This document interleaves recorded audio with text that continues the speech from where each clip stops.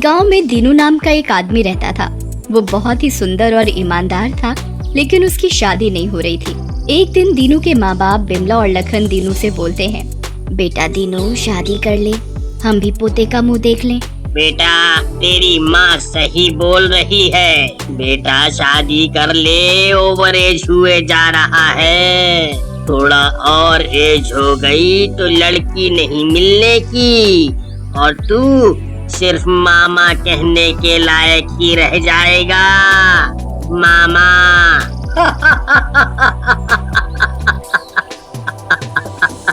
चिंता ना करो मेरी प्यारी माँ, तुम इतनी जल्दी कहीं नहीं जाओगी। एक रात दीनू जंगल से घर की ओर आ रहा होता है, तभी एक लड़की मिलती है। दीनू रुक जाता है। अरे इतनी सुंदर लड़की, वो भी जंगल में, कहीं कोई चुड़ैल वुड़ैल तो नहीं? निकल ले दीनू, कहीं लेने के देने ना पड़ जाए। वैसे भी सुना है इस जंगल में चुड़ैल का साया है। हाँ, निकल ले निकल ले। ऐसा सोचकर दीनू वहाँ से जाने लगता है, लेकिन तभी लड़की की रोने की आवाज उसके कान में पड़ती है और वो लड़की के पास चला जाता है। ए लड़की, यहाँ जंगल में इतनी रात को क्या कर रही हो? तुम्हारा घर नहीं है क्या? मेरा नाम कविता है, मैं यहाँ अपने मंगेतर से शादी करने आई थी, लेकिन वो नास मीठा करम चला मुझे धोखा देकर भाग गया। अब मैं जीना नहीं चाहती और मैं यहाँ आत्महत्या करने के इरादे से बैठी हूँ। कोई जंगली जानवर आए और मुझे मार डाले। अरे अरे नहीं नहीं, आत्महत्या तो कायरों का काम होता है। चलो अभी तुम मेरे घर चलो, वहाँ मेरे माता पिताजी हैं, वहाँ कुछ दिन रहो। जब सब ठीक हो जाएगा तब तुम अपने घर चली जाना। नहीं नहीं, मैं आप पर बोझ नहीं बनना चाहती, मैं यहीं इसी जंगल में रह लूंगी। नहीं नहीं, आपको चलना ही होगा।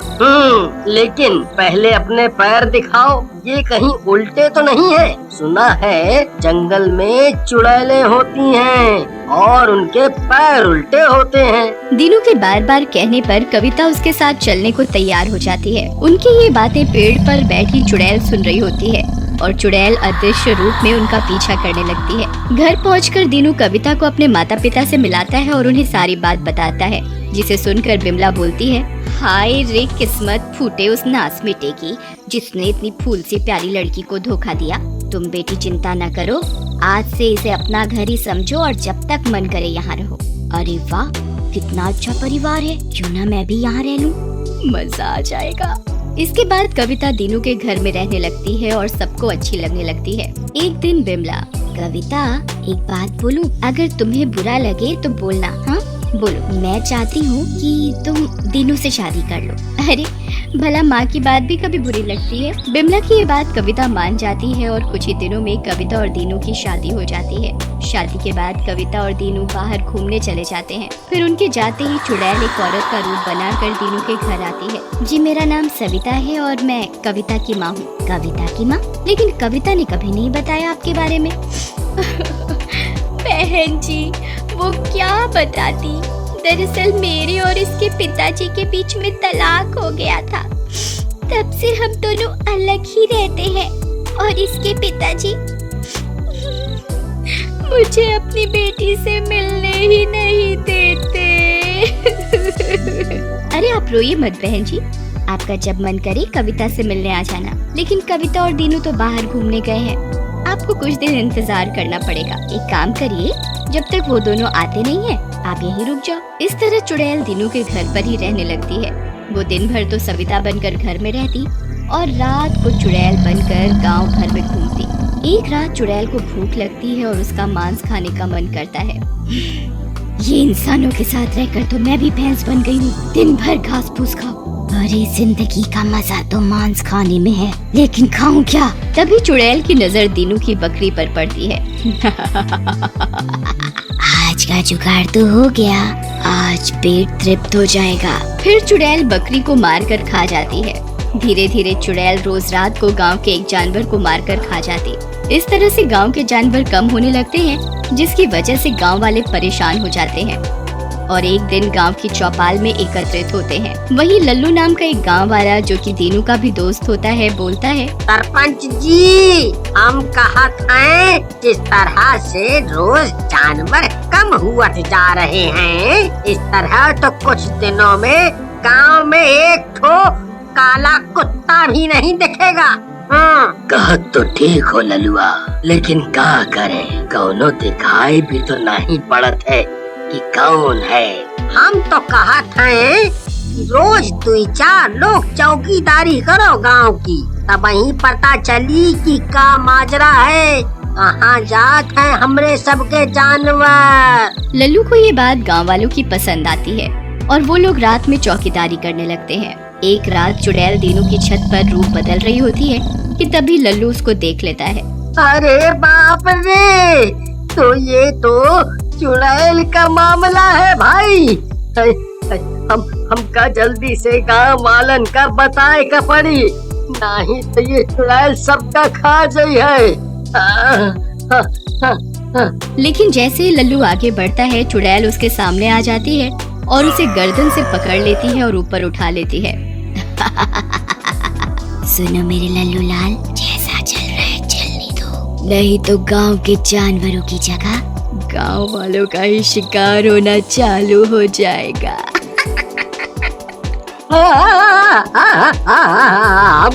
हमका छोड़ दो, हमका छोड़ दो, हम किसी से कुछ नहीं कहूँगा, कुछ नहीं कहूँगा। इसके बाद चुड़ैल लल्लू को छोड़ देती है और लल्लू डर के मारे किसी से कुछ नहीं कहता। उधर दीनू और कविता भी घूमकर घर वापस आ जाते हैं और बिमला कविता को उसकी माँ के बारे में बताती है। माँ, वो भी मेरी? क्या बात कर रही हो माँ? उनको तो मरे हुए सालों हो गए हैं। ये कौन है? कविता की ये बात सुनकर सारे घर वाले डर जाते हैं। मुझे लगता है कि ये जंगल वाली चुड़ैल है। जिस दिन मैं और कविता वहाँ बात कर रहे थे, इसने सब सुन लिया था और हमारे पीछे पीछे आ गई है। हाँ। तभी वहाँ सविता आ जाती है। उसे देखकर सारे घर वाले डर जाते हैं। तभी कविता बोलती है, अरे माँ, तुम यहाँ कैसे, वो भी इतने दिनों बाद? चलो अच्छा हुआ, पिताजी तो हमें मिलने भी नहीं देते थे। तुम ठीक तो हो? लगता है इसे कुछ पता नहीं चला। चलो अच्छा है, नाटक कुछ दिन और चल जाएगा। हाँ मेरी बेटी, मैं ठीक हूँ। इस तरह चुड़ैल घर में फिर से रहने लग जाती है। एक दिन दीनू गांव में जा रहा होता है कि तभी उसे लल्लू मिलता है। लल्लू दीनू को बुलाता है। दीनू भैया, दीनू भैया, वो जो तुम्हारी सास है ना, वो चुड़ैल है। तुम्हें कैसे पता लल्लू भैया? हम अपनी आँखों से देखे हैं, उनका रूप बदलत और वो हमको जान से मारे की धमकी भी दी है। भैया, अब हम सब की जान खतरे में है। कुछ करो, कुछ सोचो और उस चुड़ैल सास से सबकी जान बचाओ। हाँ। उसे तो काली पहाड़ी वाले बाबा ही जान बचा सकत है, लेकिन उनको वहाँ से लाना पड़ेगा। फिर दीनू और लल्लू काली पहाड़ी वाले बाबा को लाने के लिए चले जाते हैं। उधर चुड़ैल को भी इस बात का पता चल जाता है और वो दीनू के पूरे परिवार को बांध देती है। तुम सब लोगों को कहा था ना कि मुंह बंद रखो, लेकिन नहीं माने। अब मरोगे सब। सिर्फ जानवर ही तो खा रही थी मैं, लेकिन लगता है ये दीनू का बच्चा अपनी सास को इंसानों का मांस भी खिलाएगा। चुड़ैल, तुझे तो मैं पहले दिन ही पहचान गई थी, लेकिन अपने पूरे परिवार के लिए चुप थी। और अब अगर मारना है तो पहले मुझे मार। 1 2 3 4 5 6 7 8 9 10 11 12 13।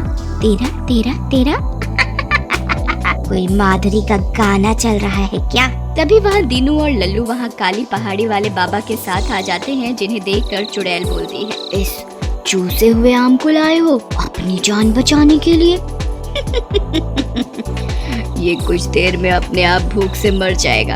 चुड़ैल की इस बात पर पहाड़ी वाले बाबा को गुस्सा आ जाता है और वो भभूत निकाल कर चुड़ैल के ऊपर डाल देते हैं। चुड़ैल भभूत के गिरते ही जलने लगती है। इस तरह दीनू और उसका परिवार चुड़ैल से आजाद हो जाते हैं।